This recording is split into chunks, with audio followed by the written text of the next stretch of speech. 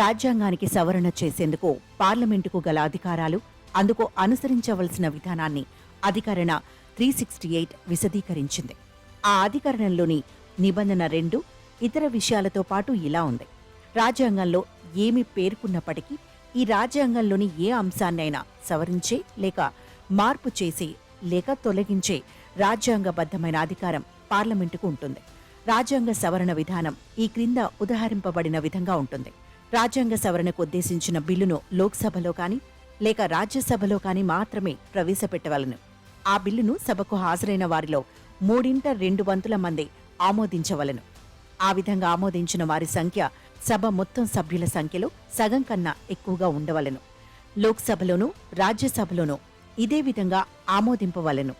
ఆ విధంగా 2 సభలు ఆమోదించిన తర్వాత ఆ బిల్లును రాష్ట్రపతికి పంపవలను. రాష్ట్రపతి ఆ బిల్లును తప్పనిసరిగా ఆమోదించవలను. అప్పుడు బిల్లులో ఉదహరింపబడిన విధంగా రాజ్యాంగం సవరింపబడుతుంది. రాజ్యాంగ సవరణ బిల్లు ఆమోదం పొందగల సంఖ్యాబలం ఎన్డీఏ ప్రభుత్వానికి పార్లమెంటు ఉభయ సభలలోనూ లేదు. లోక్సభలో ఎన్డీఏ సభ్యులు 293 మంది మాత్రమే కాగా రాజ్యసభలోనూ పాలక కూటమికి కేవలం 133 మంది సభ్యులే ఉన్నారు. ఏ సభలోనైనా ఒక బిల్లు ఆమోదం పొందాలంటే సభ్యులందరూ సభకు హాజరై బిల్లుపై ఓటింగ్లో పాల్గొంటే 3/2 మంది సభ్యులు బిల్లుకు అనుకూలంగా ఓటు వేసినప్పుడు మాత్రమే అది చట్ట ప్రతిపత్తి పొందడానికి అర్థమవుతుంది. ఓటింగ్కు హాజరైన వారిలో 3/2 మంది ఆ సవరణ బిల్లును ఆమోదించాలి. ఆ విధంగా ఆమోదించిన వారి సంఖ్య మొత్తం సభలోని స్థానాలలో సగం కన్నా ఎక్కువగా ఉండాలి. ఉదాహరణకు ఒక సభలో మొత్తం సభ్యుల సంఖ్య 300 అనుకుందాం. సభకు 150 మంది హాజరయ్యారు. వారిలో 100 మంది ఆ సవరణను ఆమోదించారు.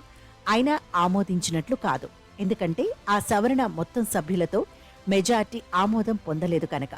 సభకు కనీసం 200 మంది హాజరై వారిలో 151 మంది ఆ సవరణను ఆమోదిస్తే సభ ఆమోదం పొందినట్లుగా పరిగణితమవుతుంది.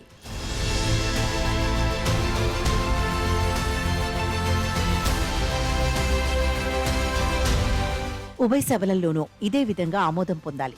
ఇలా ఏ సభలోనూ ఆమోదం పొందలేకపోతే రాజ్యాంగ సవరణ వీగిపోయినట్లే. అయితే ప్రస్తుత రాజ్యాంగ సవరణ బిల్లు ఆమోదం పొందేందుకు అవసరమైన మెజార్టీ పాలక ఎన్డీఏకు ఏ సభలోనూ లేదు. ప్రతిపక్షాలు అన్నిటికీ కలిపి లోక్సభలో 250 మంది సభ్యులు, రాజ్యసభలో 120 మంది సభ్యులు మాత్రమే ఉన్నారు. కనుక ఆ రాజ్యాంగ సవరణ బిల్లు ఏ సభలోనూ ఆమోదం పొందలేదు.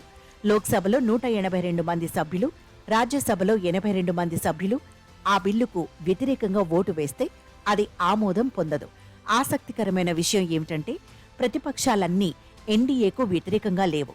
వైఎస్ఆర్సీపీ, బిజు జనతాదళ్, భారత రాష్ట్ర సమితి, బహుజన్ సమాజ్ పార్టీ ఇంకా కొన్ని చిన్న పార్టీలు ఎన్డీఏ ప్రభుత్వానికే మద్దతునిస్తున్నాయి.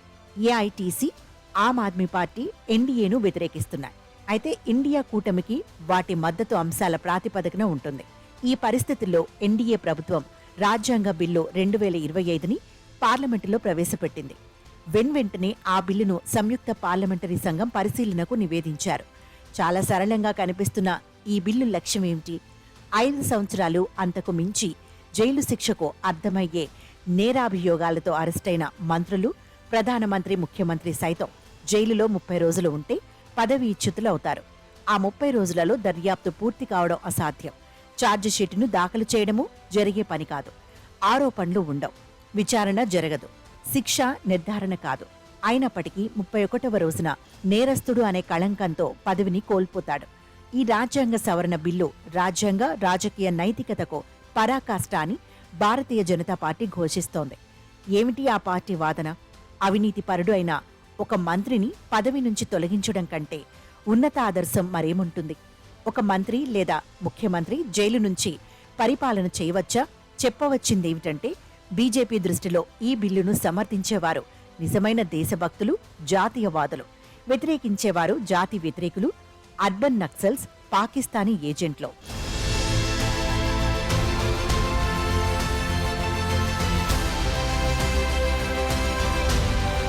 ఎన్డీఏ ప్రభుత్వ హయాంలో నేర విచారణ చట్టం అమలవుతున్న తీరుతెన్నులో తీవ్ర భయాందోళనకు గురిచేస్తున్నాయి.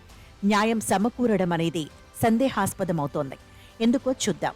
జీఎస్టీ చట్టాలతో సహా అన్ని చట్టాలను రాజకీయ ప్రత్యర్థులపై ఆయుధాలుగా ప్రయోగిస్తున్నారు. ఏ పోలీస్ అధికారైనా వారెంట్తోనో లేక వారెంట్ లేకుండానో ఏ వ్యక్తినైనా అరెస్ట్ చేయవచ్చు. కేసు పెట్టదగిన నేరానికి పాల్పడినట్టు ఎవరిపైనైనా సహేతుకమైన అనుమానం ఉంటే సదరు వ్యక్తిని అరెస్ట్ చేసే అధికారం పోలీసులకు ఉంది. బెయిల్ అనేది నియమం, జైలు అనేది మినహాయింపు అని జస్టిస్ కృష్ణయ్య ధర్మ ప్రవచనం చేసినప్పటికీ ట్రయల్ కోర్టులు బెయిల్ మంజూరు చేసేందుకు ఇష్టపడటం లేదు. ప్రథమ విచారణలో హైకోర్టులు బెయిల్ మంజూరు చెయ్యవు. ఏదో ఒక సాకుతో బెయిల్ ఇవ్వకుండా విచారణ కొనసాగించి 60 నుండి 90 రోజుల అనంతరం బెయిల్ మంజూరు చేయడం పరిపాటిగా ఉంది. ఈ శోచనీయ వ్యవహారాల ఫలితంగా దేశ సర్వోన్నత న్యాయస్థానంలో రోజు డజన్ల కొద్దీ బెయిల్ పిటిషన్లు దాఖలవుతున్నాయి. మరింత స్పష్టంగా చెప్పాలంటే సుప్రీంకోర్టు సైతం ట్రయల్ కోర్టు విధులు నిర్వర్తించవలసి వస్తోంది. 130వ రాజ్యాంగ సవరణ బిల్లులో ప్రధానమంత్రిని కూడా చేర్చడం హాస్యాస్పదం. ఏ పోలీస్ అధికారి ప్రధానమంత్రిని అరెస్ట్ చేసేందుకు సాహసించడు. ఈ రాజ్యాంగ సవరణ బిల్లు వీగిపోయేలా చేసేందుకు అవసరమైన సంఖ్యాబలాన్ని ఇండియా కూటమి, తృణమూల్ కాంగ్రెస్ సులువుగా కూడగట్టుకోగలుగుతాయి. అయినప్పటికీ ఈ బిల్లుకు పార్లమెంట్ ఆమోదం పొందడం ఖాయమనే ఆత్మవిశ్వాసంతో ఎన్డీఏ ప్రభుత్వం ఉంది. ఉభయ సభలలోనూ కొన్ని ప్రతిపక్షాల లేదా ఎంపీల మద్దతు పొందగల ఉపాయమేదో ప్రభుత్వానికి ఉన్నట్టుగా ఉంది. బహుశా ఓటింగ్ రోజున కొంతమంది విపక్ష ఎంపీలు అదృశ్యమయ్యే చాణక్యానికి ప్రభుత్వం పాల్పడవచ్చు. లేదు ఇంకేదైనా వ్యూహం ప్రభుత్వానికి ఉన్నదేమో కాని అది నా అవగాహనకు మించినది.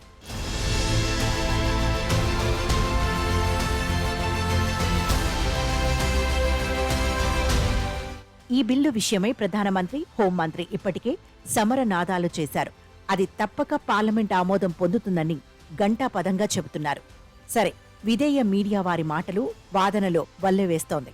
అసెంబ్లీ ఎన్నికలు బీహార్, అసోం, కేరళ, తమిళనాడు, పశ్చిమ బెంగాల్ ముగిసేంత వరకు ఈ రాజ్యాంగ సవరణ బిల్లుపై జాయింట్ సెలెక్ట్ కమిటీ ఎటువంటి నిర్ణయం తీసుకోదు.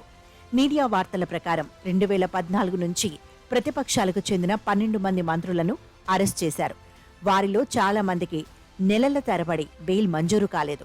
అలాగే 2014 నుంచి తీవ్ర నేరాభియోగాలు ఎదుర్కొంటున్న 25 మంది రాజకీయ నాయకులు బీజేపీలో చేరారు. చేరిన వెంటనే వారందరూ నేరారోపణల నుంచి విముక్తులయ్యారు.